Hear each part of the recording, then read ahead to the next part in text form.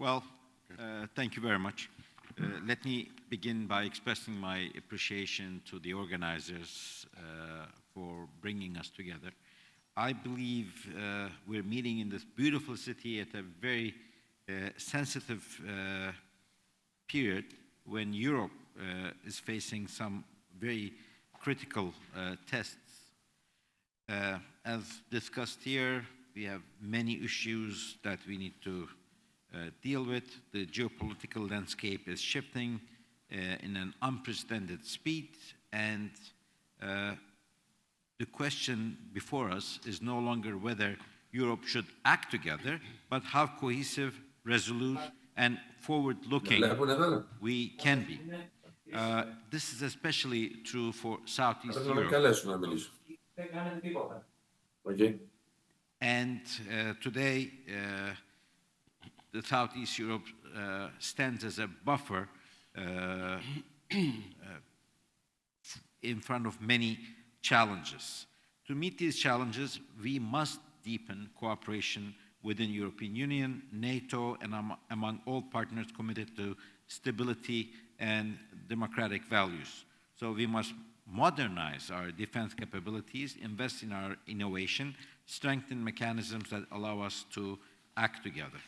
Especially, we must reinforce trust between states, institutions, and our citizens.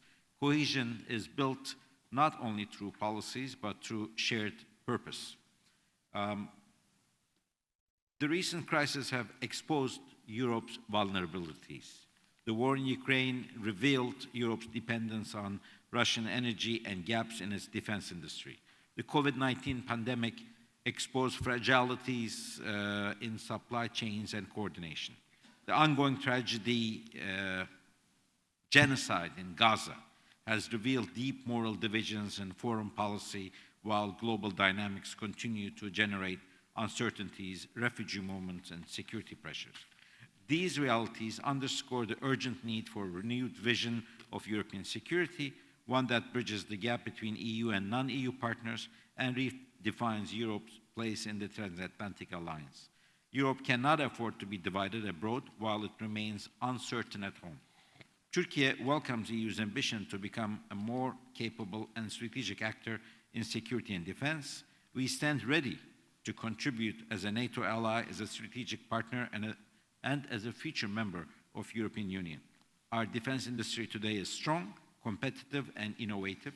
Turkey has NATO's second largest army and is ranked 9th globally in 2025. 5 of the world's top 100 defense companies are Turkish. Defense exports of Turkey surpassed 8 billion last year and will likely exceed 10 billion this year. 2 decades ago, we used to import 80% of our military needs. Today, it's down to 15%.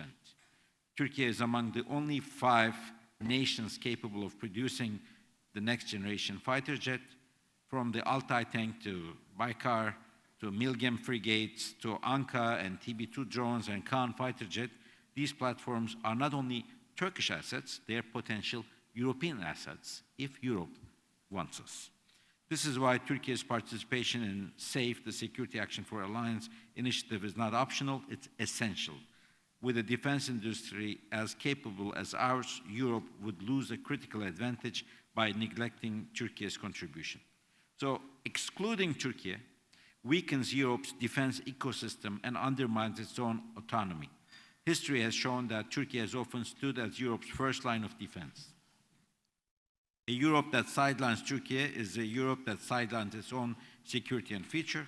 Our partnership extends beyond security. We are EU's 5th largest trading partner, and EU remains Turkey's largest. We secure the supply chains, strengthen critical industries, and serve as a vital energy corridor connecting Europe with global resources. Imagine the enhanced cooperation between Port of Rijeka and Mersin would not only contribute to Turkey and Croatia and to Europe, but it would connect all continents. So there's huge potential for our cooperation, and I think we have to focus on what we can do together.